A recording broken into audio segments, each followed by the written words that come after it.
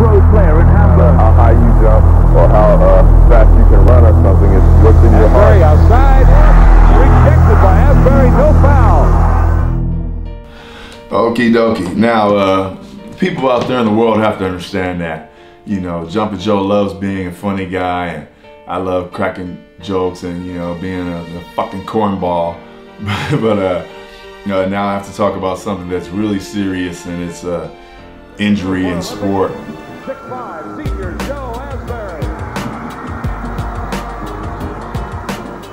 A forward for the Tigers, number 34, Jr. I was playing basketball in just normal street ball in a gym.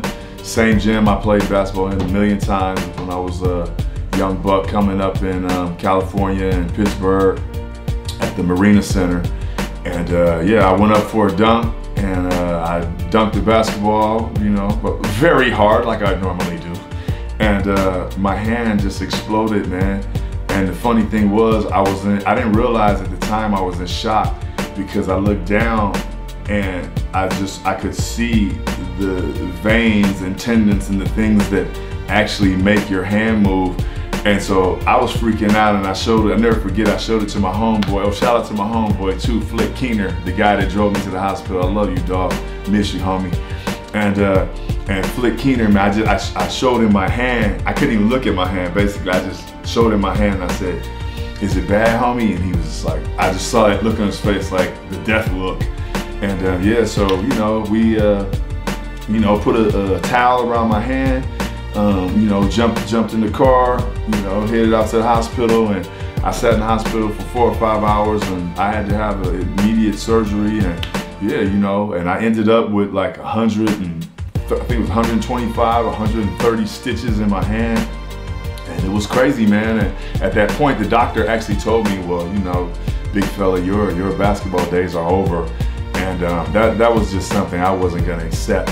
You know, a lot of people have to understand that guys like me, you know, if you take a basketball out of their hands, hey man, let's keep it official, man. Man, you're nothing, bruh. So you fuckers out there who walk around clowning because of a fucking basketball, you don't have to clown me. You don't have to tell me. I know, I'm not hating. I'm just knowing that a lot of you wouldn't be shit without that basketball, because I'm looking at the dude in the mirror. I know for a fact that me without a basketball is a dead man, is a man who's in prison in California doing push-ups and getting swole. That's reality. And so, you know, so the thing is, when the doctor told me that I couldn't play basketball anymore, like, I was crushed. Like, I cried like a baby, and I was like, nah, I just can't accept that. Like, you know, okay, you're the doctor, you're a professional, you're a specialist, you know more about this field than I do, but the thing is, you don't know this thing I got ticking over here, and you don't know how much I love this sport. So, man, you know, I did my little rehab and got my, you know, back in the days they had these little, like this little thing, you could squeeze it together, like I don't even know the name of it, but it was just like a steel thing with a little circle on the top, like a gripper, and shit, I got to squeeze in that fucking gripper every day.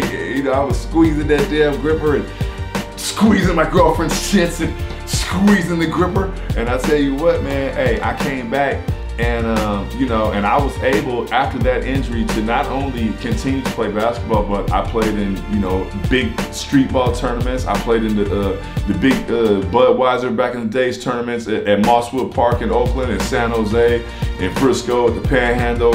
I came to Germany, I played professional basketball here, I played in Japan, I played in China, I played in Finland, I was in Switzerland, I was in Luxembourg, and I was able to continue to play basketball and get paid for it. So I'm not bragging, I'm just saying it so that guys know that, you know, when you do receive a serious injury, hey, it's not the end of the world. And especially, I mean, in you guys' time now, like modern basketball, dudes get serious injuries and they, you know, they're able to bounce back with hard work. I mean, in my time, you know, it was normal that a doctor would tell you, okay, you can't, you know, you're not going to be able to do sports anymore, because it was a brutal injury. And I'm proud of myself, really, that I fought back from that. And so, you know, that's my message today for all the young guys out there, or, you know, any sport that you're into, you know, if you receive any form of a serious injury, it's not the end of the world. You know, get your rehab in, you know, stay focused, work on your shit. And if if your hand blows up because of a dunk like mine did, then you know you got to do what the big homie did, man. You got to get you a gripper, bro.